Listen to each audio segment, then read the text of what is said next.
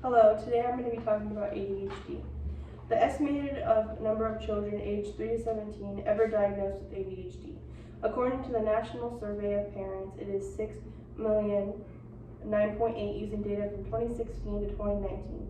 This number includes 3 to 5 years to 26,500, 6 to 11 years, 2.4 million, 10%, and 12 to 17 years, 3.3 million, 13%.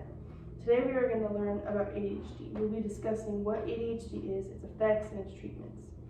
Let's talk about what ADHD is. It's a chronic condition that affects millions of people and continues on to adulthood. ADHD includes a combination of persistent problems such as paying attention, hyperactivity, and impulse behavior.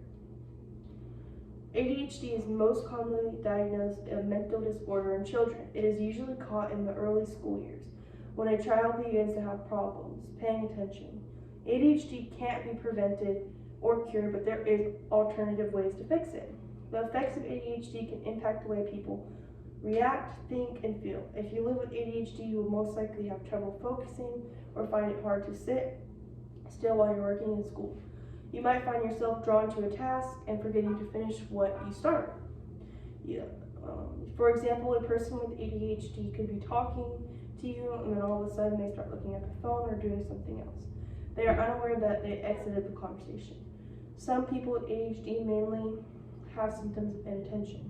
Others may have symptoms of hyperactivity or impulsivity. Many people experience some inattention, unfocused motor activity, impulsivity, hyperactive, or trouble focusing.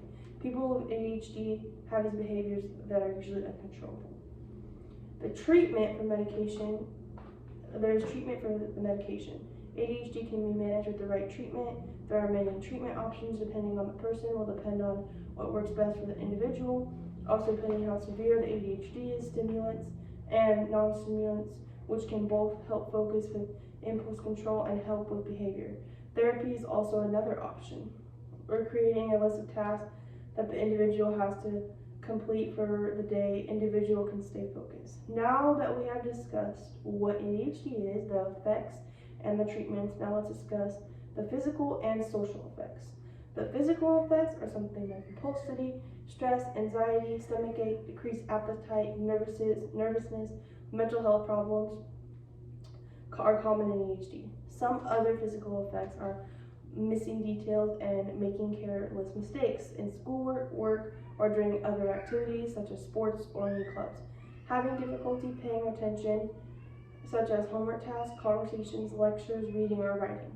People with ADHD seem to listen to and spoken to directly have difficulty organizing tasks and responsibilities, doing tasks in sequence, keeping materials, and managing time, and meeting deadlines for things such as essays and work papers. People who have ADHD tend to put off tasks that require a lot of mental effort, such as homework, and working. Adults with ADHD tend to struggle with preparing reports and getting to work on time and staying focused at work. People with ADHD tend to lose things necessary for tasks and activities, such as books, tools, wallets, keys, eyeglasses, and cell phones. Individuals who have ADHD are forgetful in daily activities, such as chores, errands, returning calls, and keeping appointments. A person that struggles with ADHD, some physical effects that I have are feeling unmotivated, and it is very hard to focus on simple tasks. I am also often forgetful. I just learned that I have to take a deep breath and take things slow. I also find it hard to multitask. I have to focus on one task at a time. The social effects can be things like social difficulties, like emotional pain and understanding the social rules. Some of the social effects are rejection and relationship problems. Impulsivity, inattention, and hyperactive are the three main symptoms of people with ADHD. Usually have a hard time developing strong social skills, especially if their condition goes untreated. It is possible for an individual with ADHD to improve your social skills at any point in life. It takes a lot of time and practice to develop social skills. The first step starts with understanding the challenges it comes with and to develop strong social skills. Social skills are the pattern of behavior that help people communicate efficiently and effectively. They include nonverbal signs such as gestures and body language. Some people with ADHD may not recognize at times when their behavior does not fit in with the normal. This can cause difficulty in maintaining friendships through family, friends, or partner. However, therapy and other strategies can help with people with ADHD improve their social skills and form better relationships with people. Some social effects that I tend to get very angry at little things, and it tends for me to push people away that are very close to me. I do not mean it intentionally at all. Another thing I get is very emotional if something goes wrong. I've noticed over the years I get a little bit more emotional than others. Today we learned about ADHD. We talked about ADHD, its effects, and its treatments. About 6 million people today have it in the US. Tying back to the story. You can live with it. A lot of people in the world have it, including myself.